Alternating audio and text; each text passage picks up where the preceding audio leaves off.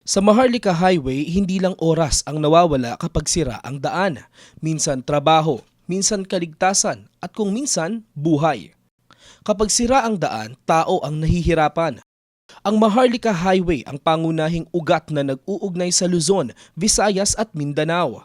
So ito po nandito na. Kaya personal na bumisita si Pangulong Ferdinand Marcos Jr. sa Samar kasama si DPWH Secretary Vince Dizon. Ang tawag po nila dito, sungkaan. Matatapos po tayo ng August. Pati po yung mga dinaanan natin kanina, maaayos din yon. Mismong mga residente ang nagsumbong sa Pangulo ng perwisyo at peligrong dulot ng sirasirang Maharlika Highway. Pupunta po kami ng center, buntis po ako. Tapos siyempre, yung mga lubak-lubak nga. Ano nangyari? Sumemplang po talaga. Lahat kami nasakay. Ako sir, ambulance driver ako. Ambulance driver?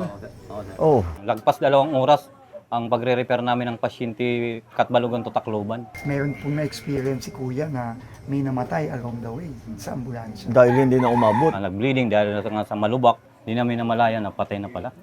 Oo. Kasi President, papakita ko lang ho sa inyo. Reinforced concrete na yung ginagamit natin kasi puro truck ang dumadaan. Matibay na lahat. Makapal yung semento. Mas mabilis yung curing time, mga 7 to 14 days na lang instead of 28 days. These are the reinforcements. Opo, ito na ho yung dagdag na reinforcements pa ito. Matagal nang hinihintay ng mga Pilipino ang mas maayos na biyahe. Nung bago ito, maganda pa ito eh. Naalala ko kami nung dinala kami rito nung father ko, kaya may Maharlika Highway. Para meron tayong isang highway mula Apari hanggang Hulo. Yung commercial traffic natin. Sa buong bansa, tuloy-tuloy ang trabaho.